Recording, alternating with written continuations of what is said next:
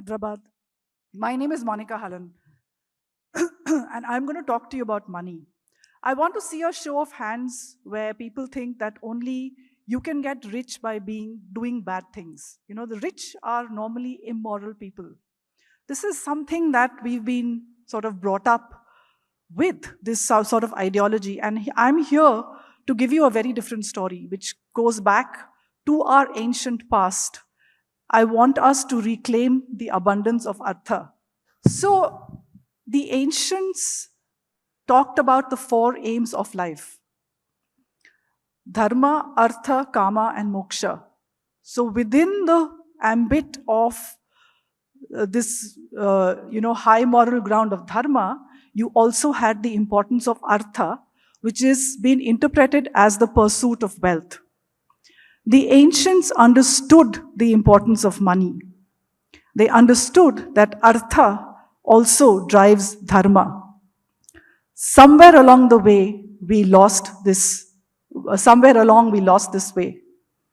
But then we can come to the question, naysayers can ask, was Bharat ever rich? How did we get poor? What are the roots of our poverty mindset and how do we change it? I'm going to use 3 tools to make my point that we come from a very rich past: data, underlying institutions, and manifestations of wealth. This is GDP data, and this has been taken from a scholar who has mapped from the year 0 to his data ends around 2000, 2000. This is India's share in the global GDP, which was as high as 34%. 34% was India's share of global GDP. And you see, as the clock starts to tick, as the invasions begin to happen, you see that line start to come down, first gently, 29, 1523, and then, oh my God, look at the sharp decline. Look at what happened to us as a nation. Look at how we lost our place in the world, how we lost Artha completely. It goes down to 4, it sees a blip up, and now it's down a bit again. So that is data. It tells us that we were actually rich, and it isn't possible that a nation who has a very large GDP and share of the world has poor people. How do we substantiate that there was a very healthy sense of enterprise, healthy business? Simply by looking at the institutions. Look at the Varna system itself. You have an entire Varna devoted to the pursuit of business. You have organizations for trade, for guilds. There are names of institutions for corporations, the Sangh, the Shreni, the Gana, the Nigama. The Bahi Khata is a very ancient accounting system. There are people who still have kept that civilizational memory alive and still use Bahi Khata. So you have this in the ancient past, and you have this financial instrument called hundi, which helps in transmission of money. You know, we had all these things, and we have the science of material gain. Arthashastra. What is Arthashastra? The science of... We have an economics book which goes back so much into the past. So these institutions also give us a clue that indeed we were a rich nation. Then there are manifestations. A nation, when it is rich, will invest in infrastructure. Which is a country which is investing very heavily in infrastructure today? Modern Bharat. What did we do as ancients? We built temples, public infrastructures, highways, roads, ports, libraries, art, jewelry. So the evidence points to a very, very rich, vibrant nations. We went from this to this. The ultimate insult to us as human beings was the Bengal famine, man-made, where millions of Indians died because of starvation, just lack of food. 7 decades post-independence, we have still not rediscovered our Artha roots. We still have a very difficult relationship with money. It is probably a manifestation of the centuries, 1,000 years of 2 waves of colonization. two major waves of colonization, which finally sucked out our that Rajasic force of wanting to be wealthy. Imagine a nation which generation after generation is poor. The bulk of the population is poor. You have no hope of getting rich. The only people who are wealthy are either those in power, who are antagonistic to you, or they have got rich by evil means. The only way that a human being can retain dignity is to put poverty on a high moral ground, to say money is bad, wealth is bad, haath ka mail, the evil rich, money is corrupting, it's a corrupting force. So we give it attributes which money does not have. And I'm going to take you through a very quick journey of how we have changed, our basics have changed over time as we take this journey of depiction of money through the Hindi cinema. So they say that cinema is really a reflection of the sentiments of the time. So if you're looking at some of the new films which have taken the world by storm, we know what this modern Bharat is talking about. But look at post-independence. Where were we? Mother India, complete abject poverty. Who's rich? The evil moneylender. He's after the only thing the woman has, her honor. And what does she do? She prefers to lose her son rather than give up on her honor. She's putting the only wealth that she has on a high moral ground. This is the abjectness. It's not about the nobility so much, it's about how steeped we were in our poverty. Then comes the 70s, the nature of poverty begins to change. I'm sure a lot of people have seen this epic movie called Diwar. Amitabh Bachchan is this dreaded smuggler. And we know the famous dialogue. मेरे पास गाड़ी है, बंगला है, bank balance है, तुम्हारे पास क्या है? मेरे पास माँ है. Okay. Again, this binary of if you are rich, you are a smuggler, you're a drug dealer, you have got your money through some means which is not good. The poor police officer, mother is here embodying all that is high and moral in this story of India's journey post-independence.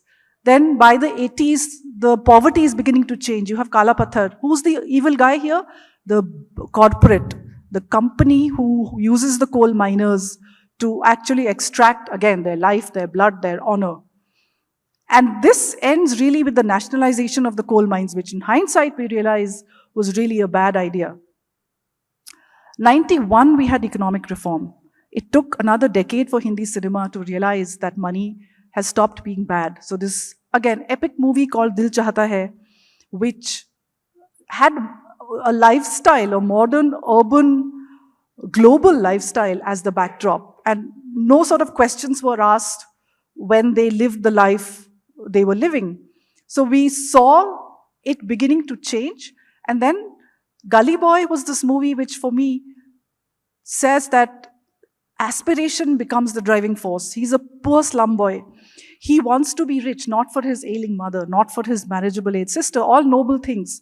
He wants to do it for himself. He's saying, apna time aayega. I have something, I will do it. So this movement towards achieving sort of comes with this movie. And we are changing. Our relationship is changing, but we are still steeped in the old tropes about money. From this poverty mindset that we find ourselves into, I want us to move to an abundance mindset.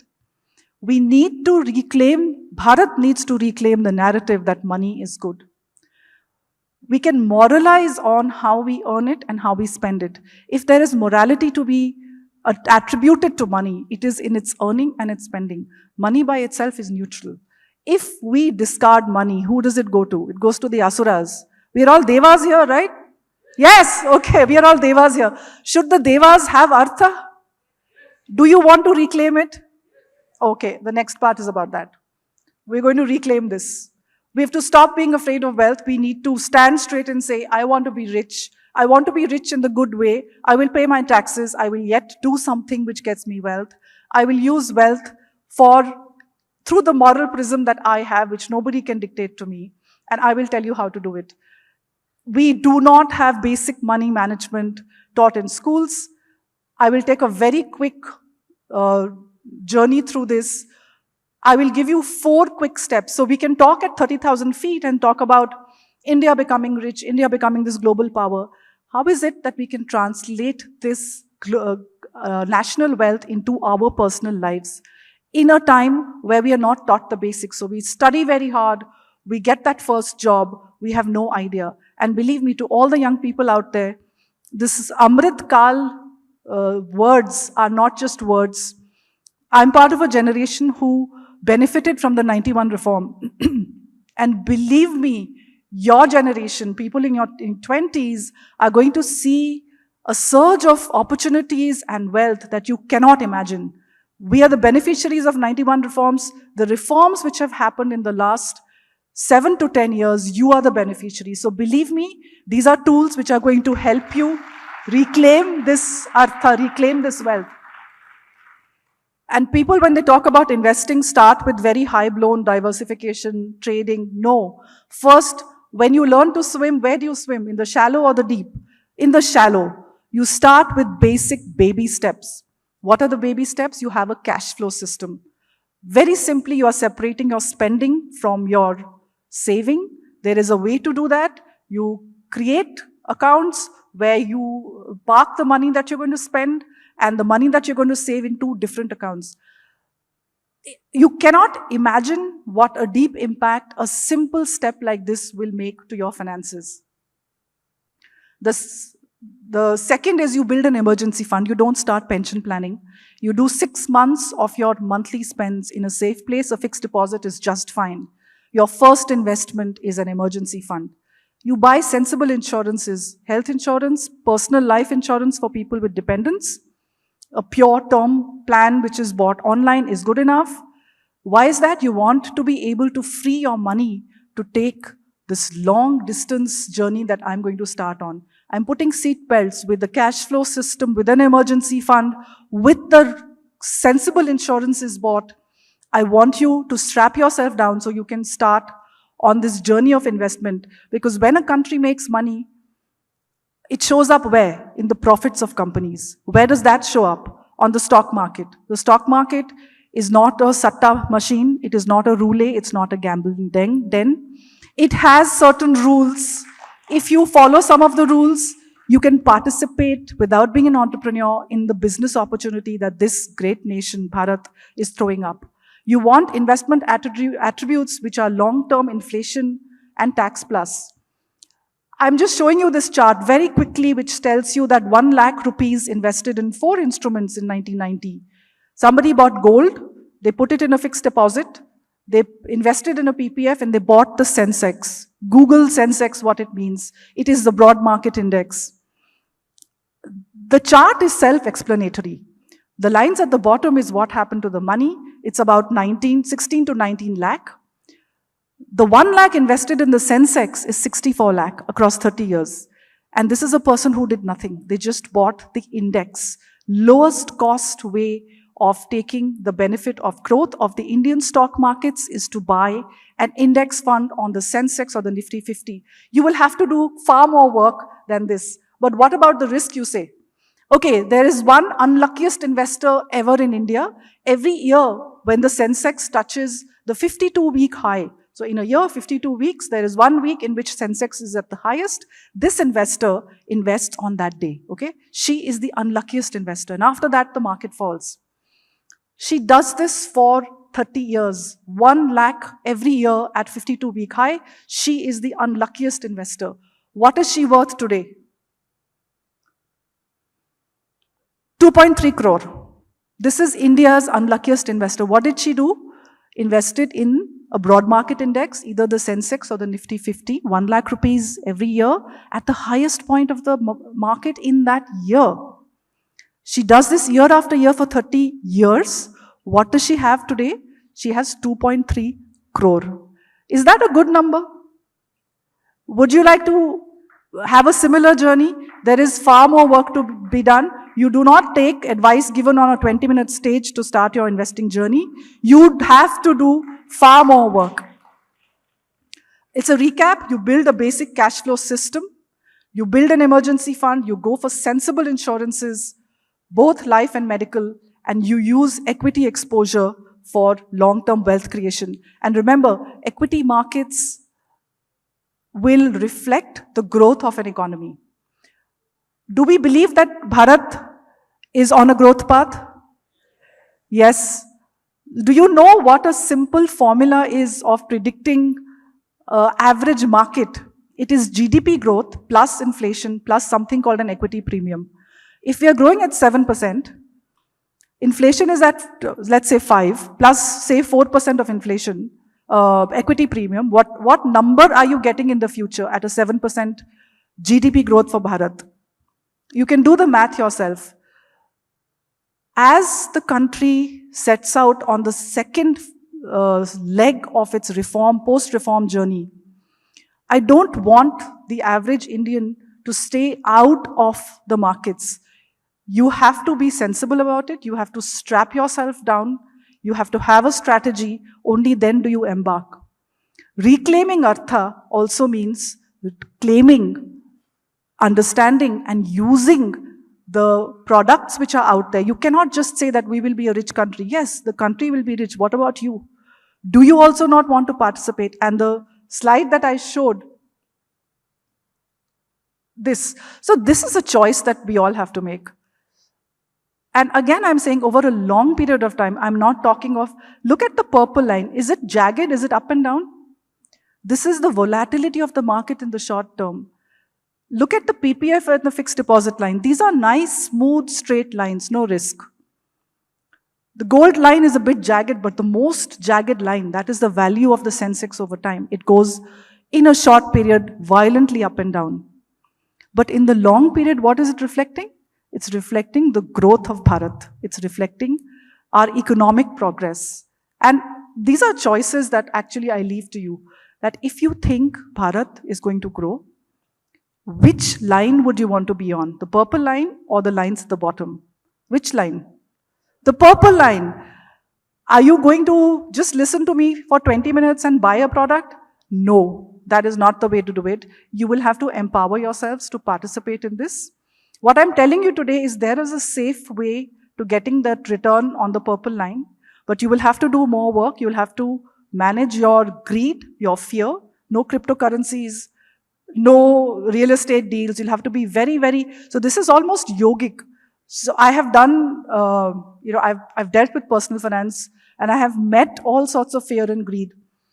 But you need sort of a yogic balance to deal with your money. You de-link emotions and you de-link fear and greed. So the beautiful lenses that we have in India, you find that you can translate it into almost any aspect that you pick up and you start engaging with. And this is one of those. So I would encourage you to think about this in an integral manner. The pursuit of money is something that the ancients also blessed. Why should we not reclaim it? There is a way to reclaim it. And for that, you will have to do a lot of work. Namaskaram. Thank you.